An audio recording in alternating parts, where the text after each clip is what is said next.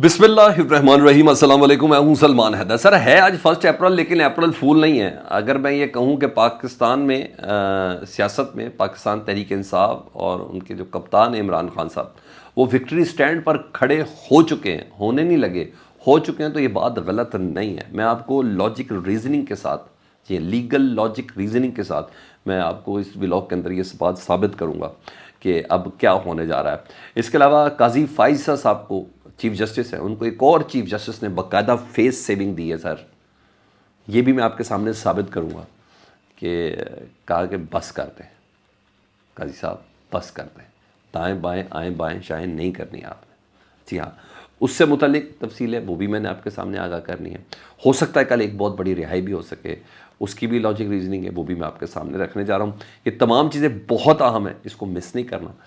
Request یہ ہے کہ چینل دیکھ رہے ہیں تو چینل سبسکرائب کر دیں، اس کے لیے بٹن دبا دیں، اور کمنٹ سیکشن میں ریگولر پڑھ رہا ہوں، اور اس پہ اپنی مفید رائے سے ہمیں ضرور آگاہ کریں۔ سر میں پچھلے ولاگ میں یہ بات آپ کو بتا چکا ہوں کہ پاکستان تحریک صاحب فرنٹ فٹ پر آ گئی ہے، عمران خان صاحب فرنٹ فٹ پر آ گئے ہیں، اور وہ ادارے اور وہ لوگ جو اپنے آپ کو ہی سب کچھ تصور کرتے ہیں، وہ بیک فٹ پر گئے ہیں، اور اب یہ باقاعدہ ہوتا ہوا نظر بھی آ رہا ہے۔ قاضی فائز صاحب کو از خود نوٹس لینا پڑا۔ اس کے محرکات بہت اہم ہیں، یہ ایسے نہیں ہوا، اس کے محرکات بہت اہم ہیں، اس کی ٹائم لائن بڑی میٹر کرتی ہے۔ سب سے پہلے کہ وہ جو 6 جج ہیں نا جنہوں نے ایک خط لکھا تھا، وہ 6 کے 6 جج ڈٹ گئے۔ یہ پہلی بات آپ ذرا سن لیں، ٹھیک ہے؟ دوسری بڑی وجہ کہ جس کو کمیشن کا سربراہ بنایا گیا تھا، چیف جسٹس ریٹائرڈ تصدق جیلانی صاحب کو، جس شخص کو کمیشن کا سربراہ بنایا گیا تھا، وہ بھی ڈٹ گیا۔ دوسری چیز، انہوں نے کہا میں نہیں آتا اس معاملے پر۔ 300 پاکستان کے چوٹی کے وکلاء نے خط لکھا سپریم کورٹ کو اپنے دستخطوں کے ساتھ، ٹھیک ہے جی؟ اور مزے کی بات، ان 300 وکلاء میں جسٹس تصدق جیلانی صاحب جو اس کمیشن کے سربراہ بنے تھے، اب ہیں نہیں، بنے تھے، ان میں ان کا بیٹا بھی شامل ہے کہ میرے بابا کو آپ نے جو کمیشن کا سربراہ بنایا غلط بنایا، یہ سپریم کورٹ کا کام تھا، ٹھیک ہے؟ یعنی اس تک نے مخالفت کی، بیٹے گھر سے بھی مخالفت کی۔ اچھا سن لیں، مطلب تصدق جیلانی صاحب کا ریفیوز پہلے ہی کر چکے تھے، سوو موٹو سے پہلے کر چکے تھے۔ سر میں آپ کو کنفرم بتا رہا ہوں، پہلے کر چکے تھے، ٹھیک ہے؟ لیکن انہوں نے پہلے فیس سیونگ دی جسٹس قاضی فائز عیسیٰ صاحب کو، اور یہ کہہ کے دی، کیونکہ خط کا متن یہ ہے، کہہ کے دی کہ جناب یہ آپ کا کام ہے، آپ دائیں بائیں آئیں بائیں شائیں نہیں کریں، ٹھیک ہے؟ اپنا کام کریں۔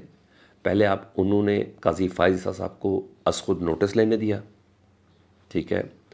بینچ تشکیل دینے دیا، تاریخ اناؤنس کرنے دی پرسوں سے یہ تک ہوگا، پھر اپنا خط تصدق حسین جیلانی صاحب نے پبلک کیا ہے۔ ایسے نہیں ہوا سو موٹو ہوا تو انہوں نے جلدی جلدی خط لکھ دیا، نو نو نو نو، تصدق جیلانی صاحب پہلے اپنا کنسرٹ، اپنا خط لکھ چکے تھے، اور یہ باقاعدہ ٹائم دیا انہوں نے چیف جسٹس صاحب کو کہ آپ کا یہ کام ہے۔ آگے بتاتا ہوں میں آپ کو، اور خط میں وہی پوائنٹ ہے سیم جو پاکستان تحریک انصاف کے اور ان کے وکلاء کا موقف ہے، ٹھیک ہے؟ بلکہ پورے پاکستان کا بھی موقف یہی ہے، سوائے چند بکاؤ کچھ لوگوں کے، ٹھیک ہے؟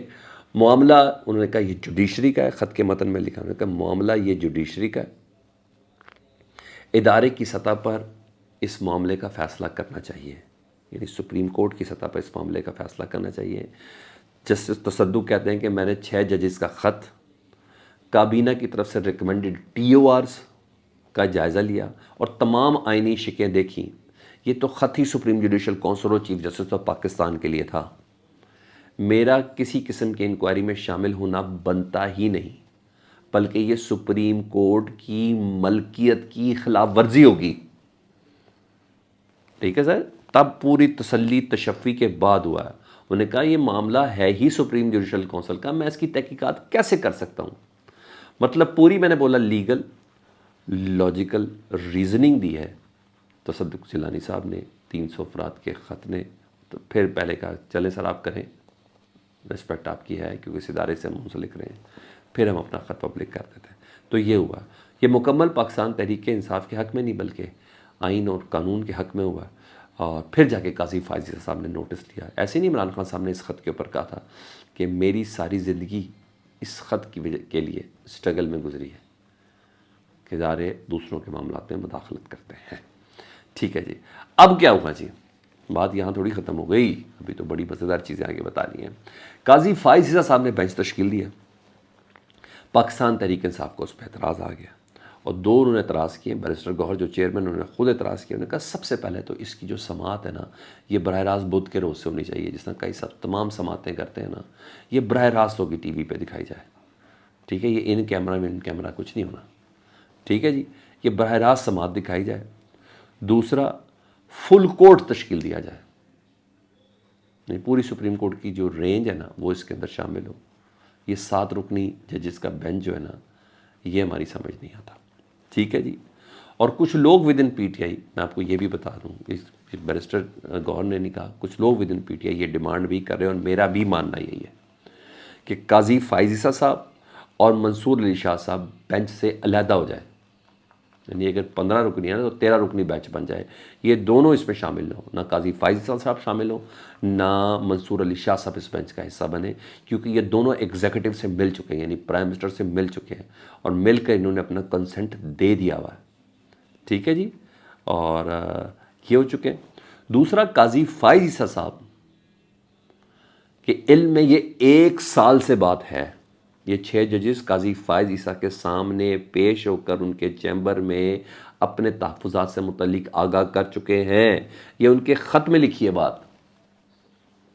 اس کے باوجود انہوں نے کوئی نوٹس نہیں دیا. اس کے باوجود انہوں نے ایگزیکٹو کو بلا کے اس سے پوچھ کے اس کی مرضی سے اس کے کہنے پر کمیشن بنوایا. ٹھیک ہے، تو یہ بہت چھوٹے اعتراض نہیں، بڑے اعتراض ہیں. اور مجھے یہ بھی لگتا ہے کہ یہ جو 6 ججز ہیں نا، جو تگڑے ہو کے کھڑے ہوئے ہیں، اللہ ان کو استقامت دے، اللہ ان کو صحت و سلامتی عطا فرمائے، یہ اینڈ تک لے کے جائیں. یہ جو جج کھڑے ہوئے ہیں نا، 6 جج، انہوں نے خود ہی اعتراض کر دینا ہے، قاضی فائز صاحب کے اوپر بھی اور جسٹس منصور علی شاہ صاحب کے اوپر بھی. یہ دونوں خود ہی اعتراض کر دیں گے. اور یہ بڑی بات ہوگی سر، کہ ججز اپنے ججز پر اعتراض کریں گے. ٹھیک ہے جی، یہ ہو سکتا ہے. اچھا، یہ تو ایک طرف ہو گیا. دوسرا، جب ہم باتیں علی محمد خان صاحب کر رہے تھے، دیگر کچھ لوگ کر رہے تھے، وکلا کر رہے تھے، عمران خان صاحب کے وکیل کر رہے تھے، بیرسٹر سلمان وغیرہ کہ عمران خان صاحب 25 رمضان سے پہلے باہر آ سکتے ہیں، عید اپنے گھر پر گزاریں گے، یہ سب چیزیں تھیں نا، تو اس بات کو سارے لائٹ لے رہے تھے. خیر، میں نے تو ایک خبر آپ کے ساتھ کہہ دی تھی کہ یہ بڑی امید ہے اس بات کی، کیونکہ شیر آیا والا جنگل میں بات ہو گئی تھی نا. تو کے سی سی کی اتنے گھٹیا طریقے سے بنائے گئے تھے، اور اتنے گھٹیا طریقے سے یہ ہینڈل ہوئے ہیں. 5 دنوں میں 3 فیصلے کر دیے، راتوں کو جگا کے. ویسے ان کیسز کو چلانے والے نا، اور زبردستی فیصلہ دلوانے والوں کو بھی کوئی میڈل ملنا چاہیے. کوئی بھی اس کو کوئی میڈل دے دیں یار. اتنے لوگوں کو دے دیا یار آپ لوگوں نے 23 مارچ کو، ان اصحاب کو بھی دے دیں کوئی میڈل، تو مزہ آ جائے. یہ میڈل کے لائق لوگ ہیں، کیونکہ یہی کرائٹیریا ہے پاکستان میں میڈل ملنے کا، شاید یہی شاید کرائٹیریا ہے. تو ان کو میڈل ضرور ملنا چاہیے. تو آج توشہ خانہ کیس میں عمران خان اور بشرا بی بی کی سزائیں معطل ہوئی، تو رہائی کی لاجک بھی اب سمجھ آ رہی ہے کہ یہ ہو سکتا ہے. اور تو اور یہ سزا نیب نے خود ختم کرائی ہے، معطل کرائی ہے. جی ہاں، نیب کے پروسیکیوٹر بالکل نواز شریف صاحب کی طریقے سے نا، نواز شریف نیب کا جو پروسیکیوٹر ہے خود آگے بڑھے ہیں، اور یہ کیس سزا معطلی کا بنتا ہے. امجد پرویز صاحب تھے جو نواز شریف صاحب کے وکیل تھے، انہوں نے کہا یہ تو نیب کے پروسیکیوٹر ہے، نیب کا مطلب ادارے کے پروسیکیوٹر ہے. انہوں نے کہا کہ یہ تو بنتا ہی سزا معطلی کا کیس ہے. تو عدالت نے نیب کے پروسیکیوٹر کی اس بات کی ستائش کی، اور وکیل نیب کی روشنی میں سزا کو معطل کیا. جو مرکزی اپیل ہے کہ سزا ختم کی جائے، سزا بے بنیاد ہے، یہ عید کے بعد سنی جائے گی. تو پریشانی والی بات ہے کہ نیب کا پروسیکیوٹر اپنے ادارے کو ریپرزینٹ کرتے ہوئے کہہ رہا ہے کہ جھوٹ ہے، یہ کیس نہیں بنتا، اس کی سزا معطل ہونا بنتی ہے.